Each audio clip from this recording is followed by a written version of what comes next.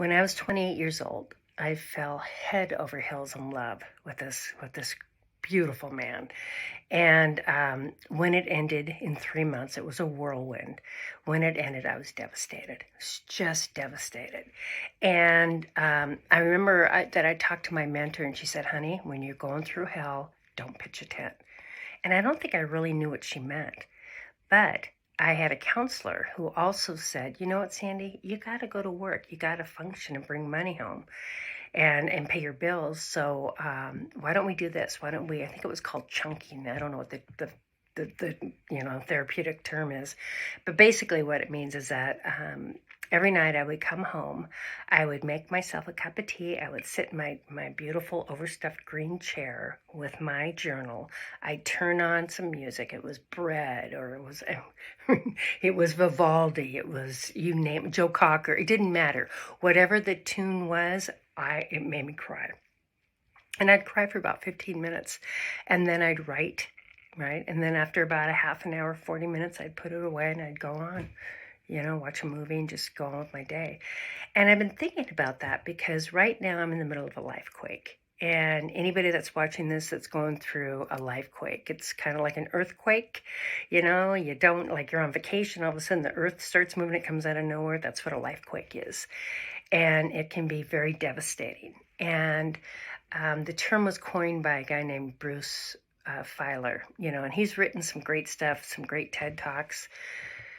But what I realized for me is that this happened so suddenly, it's like I get diagnosed and I presented no symptoms. I mean, fluky as could be. Healthy, except for this one little problem. And it was a fluke that I even found out. It was grace, but it was a fluky grace. And so what I wanted to share is that there's a lot of people that write a lot of books about things you can do during transitions or hard times. One of the things for me, it's not about pitching a tent, but it is about taking the time to sit down and really feel what I'm feeling. And I've been pretty transparent. I mean, I've been very transparent about what's going on. I mean, I am what I am. There's no place to hide. I mean, there's no place to hide, right? I'm only wearing a hat because my head's cold. But I realize it's time to sit down because slowly but surely I'm starting to feel some grief for, I think Bruce calls it the long goodbye, where it's like this moment where you start realizing that you have to say goodbye to what was. And I'm going to go back and work and I'm going to do what I'm called to do, but I'm not the same.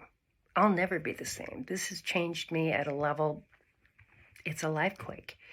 And even though I may get my feet back, and the shaking stops, this process is going to go on for some years. And I've just been thinking a lot about that and about how I'm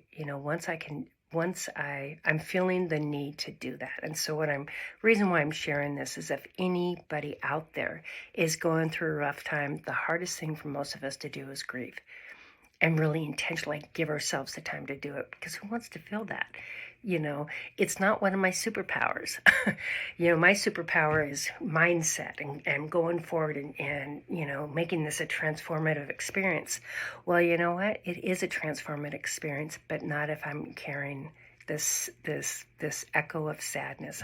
I really need to do that. So that's where I am today. That's part of this process of Lifequake's Now What. That's my now what. I need to turn on some bread or whatever it is and turn on some music and sit down and write and give myself that same love and attention I did when I was 28 years old. So thanks for sticking in with me. This was a long post, but that's where I'm at. So anyway, love to hear where you are at. So be well. Bye.